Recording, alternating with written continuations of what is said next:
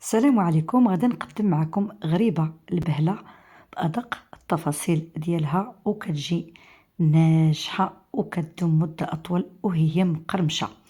هنا عندي 150 غرام ديال اللوز اللي شوية محمر في الفران، ماشي محمر بزاف، غير وكان مصهد مزيان.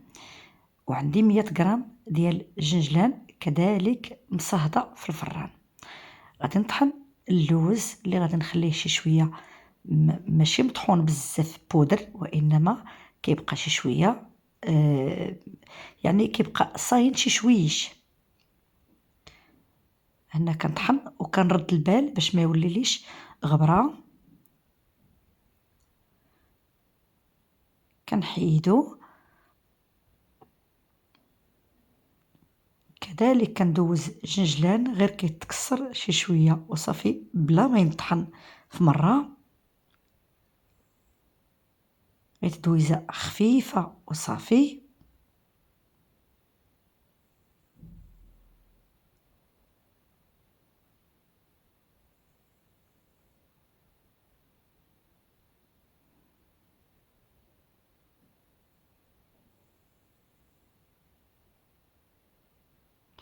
هنا عندي 800 غرام ديال الدقيق.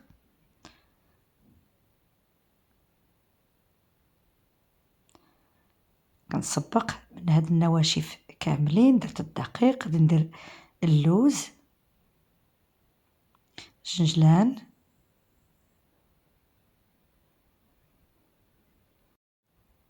ميتين غرام ديال السكر، 3 الخمارات ديال الحلوى من فئة 8 غرام. نخلطو جميع النواشف مع بعض.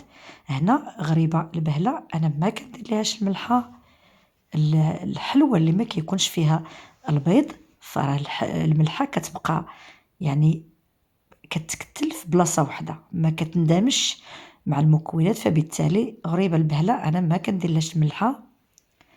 هنا درت زليفة مع مرش ديال الزبدة مذابة من النوع الجيد من طبيعة الحال. وهنا كنضيف الروح ديال اللوز، كنضيف الزليفة ديال الزيت، كنخلط كل شيء.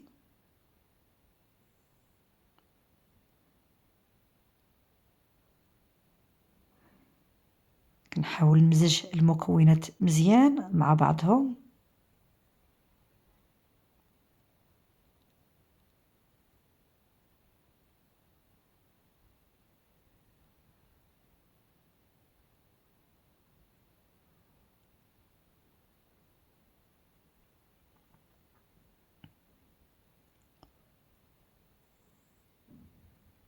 هنا غادي نرجع الخليط كل شيء لهاد البانيو الصغير.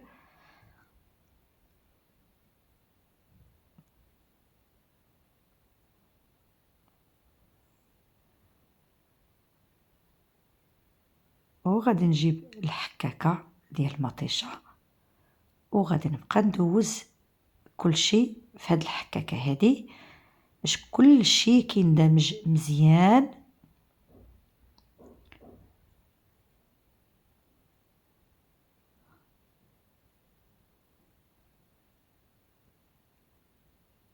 صافي حتى ساليت كل شيء. كنبقى ندوزها هكا بيدي واش كتجمع او لا. الا ما تجمعتش غادي نضيف ما تبقى من الزيت. انا ضفت داك شويه اللي كنبقى ديال الزيت وخليتها ارتاحت شي شويه، وكنبدا نكور فيها. وانا كندير في كل حبه 26 غرام.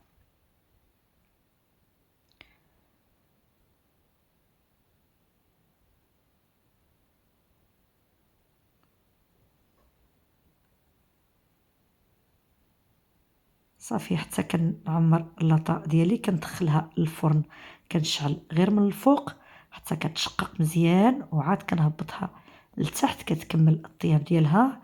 كيكون هذا هو الشكل النهائي الغريبه ديالنا، فراه كتجي رائعه ما شاء الله. كنتمنى يعجبكم هذا الفيديو. الى عجبكم ما تنسوناش لايك واشتراك. الى اللقاء.